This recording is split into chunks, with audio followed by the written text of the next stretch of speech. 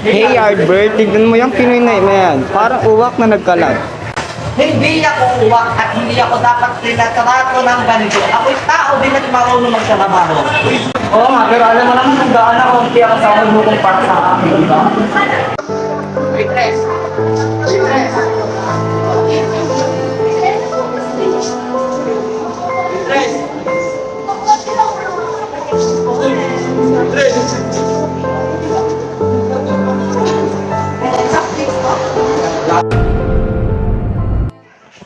William, alam mo ba kung anong tawag nila sa akin ng mga Amerikano? Yardbird.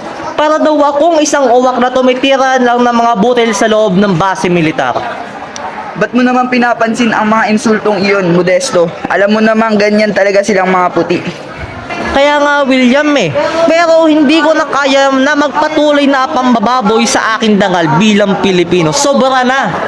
Lalo na sa Johnson. Pakiramdam ko, siya siguro ang ay mas mababa ako sa kanya dahil taga Pinas ako.